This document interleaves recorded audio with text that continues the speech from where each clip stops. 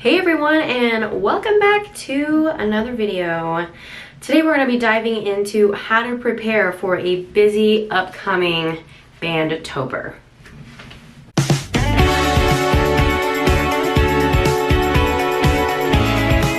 So right now I am literally getting ready to head out the door. So we're just going to chat about this real quick. Oh my god, my notes. Okay. All right, so I don't know about you, but I personally like to create a lot of room for rest. I used to be the kind of person who would always be busy between working my 9 to 5, which I was a public school dance teacher, and between that and I was teaching winter guard, and it just felt like a lot. And when I had kids, I pulled some things back so that I could be home with my kids. And let me tell you, I love having blank space. I know I've got some friends out there who they don't live that life and they get really bored doing like resting too much, which I get. So I feel like if you're one of those people, find a way to do your version of blank space. So, you know, when October comes, you are so consumed with rehearsals and games and competitions. And then on top of that, all the extra stuff you want to do, like the team bonding and the fundraisers and all of that good stuff, that can get to be a lot. So I think if you just find your version of creating blank space, like have a very firm boundary around, you know, I am not going to work during this time. Maybe it's when you get home from rehearsal, maybe it's during your meals. You are really focused on being intentional about your eating. Maybe it's your morning time. Maybe it's your Sundays, right? Whatever your schedule allows, really try and commit to having that blank space, or you're gonna burn yourself out, and it really could turn into a really serious a health thing, you know. So we don't want that. The next thing I would encourage you to do is to check in with your leadership. I started doing this last fall. I don't know why I never did this before. Nobody ever talked to me about it. But when I started having regular check-ins with my leadership, I learned so much. And it's little things like how people, like the inner tension that never really gets to, like that is never brought to your attention, because they try to keep they as in the kiddos, the students, they try to keep it under wraps, or you're just so lost in the marching band sauce that you don't really, you don't notice it. And I tend to be the kind of person who I'm so focused in the show and competition that I really don't look at little things like noticing how certain students might be behaving towards one another, and kind of asking myself why that might be. So when I started checking in with my leadership last year, I was learning that a lot of people were feeling a certain way about so-and-so, and so I was able to kind of help them figure that out, because they didn't really know how to handle it. I have a sneeze coming. Oh my god. We would meet at a coffee shop close by on some like random, it might have been the weekend, it might have been one of like the days off from school that they had, or it might be after school while they're getting ready. Maybe it would just I would pull the leadership out and they would just get ready, and we would all kind of talk about it together. So just whatever it is that works best for you. I think it is definitely worthwhile to take the time to do that, because it'll help improve the overall morale, and it'll probably affect how you teach, you know, because if you don't know that Susie is going through this thing, then you might, you know, you might handle that situation differently if you did know that she was going through something versus if you did not. So definitely taking time to, it also comes in handy because there were things that I needed to address with my leadership, like this is going well, this is not going well, what are our goals for the next week, 2 weeks, whatever it might be, because it keeps us on the same page, it keeps them accountable. I feel like as we get through the season and we don't continue to talk about leadership, some of them it just falls to the back of their brain, and we don't want that. So that's why I highly recommend that. It's crazy, it's a crazy month, I know, but see if you can make time to do something fun for the team. This is when having social officers really comes in handy, but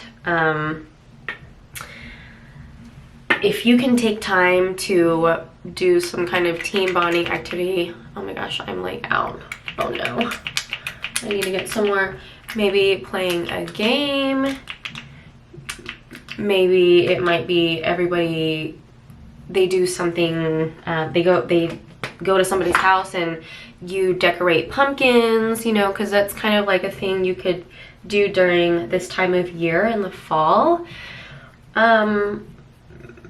Maybe they're going to the park and having a little spin party and everyone brings snacks and they play games and hang out. I don't know. And there might already be that kind of stuff in place, but I think it can be so easy to forget about doing those kinds of things that really bring a team together, that we just kind of don't think about because we're so consumed in what we need to do next rehearsal and how to fix this hole and what we're going to do about this and that. It just becomes, we don't have time to think about all of that. So I get it, but I am reminding you, try and make time for it or put it on somebody else and make sure they do it.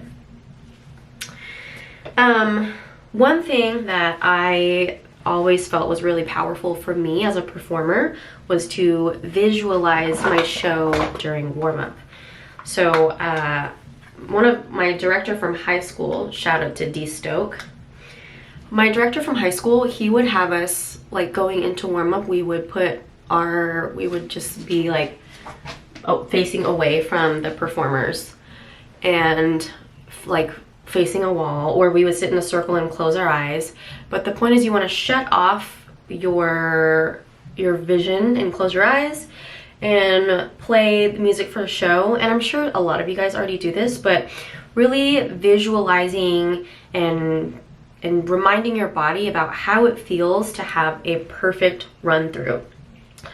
Now, that's not to say that mistakes won't happen, but if you can put it in your brain and send that image, send those sensations to how it feels in your body and into your muscle memory, that's a big one, then it'll really help put them in a great headspace for performances. And it's a great time to tell them, look, I know that the bus was late getting to the show and somebody's costume was ripped and, you know, somebody forgot a flag, but I just want you to breathe. We're gonna relax, we're gonna calm down our nervous system, and we're just gonna pretend this is another rehearsal. You're gonna do full out, you're gonna have fun, but I want you to remember what it feels like to nail your rifle toss, what it feels like to have that perfect rotation 45 on your flag in the air. And remember, you know, what does that look like?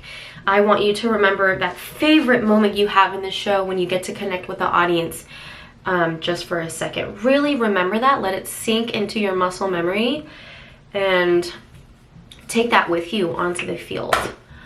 I think ice skaters do that a lot, so I think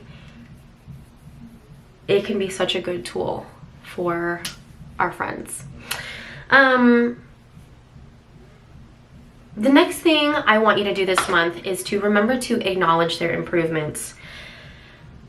when I was teaching the past couple years, I don't know what it is. I just never thought to do that. Like, I'm so focused on what needs to be improved that I didn't take the time to let them know, hey, I really noticed that you've been practicing and it shows. And I want to congratulate you on your effort. I personally found this kind of hard because I just would forget to do it, but also I feel like I grew up doing, what am I trying to say? I grew up with the kind of feedback where you do what you're supposed to, so no one needs to congratulate you for doing what you're already supposed to be doing, which is practicing and improving. And I think if we're gonna, this generation of kids kind of seems to be a little different, and that's, you know, it is what it is. But if we want to eliminate as much friction as possible, we need to meet our students where they are. And if they need me to praise them every now and then, I have no problem doing that. Yeah, the last thing is to just let them know this month is crazy. We are busy. You are, you know, full swing in school. You got all these assignments.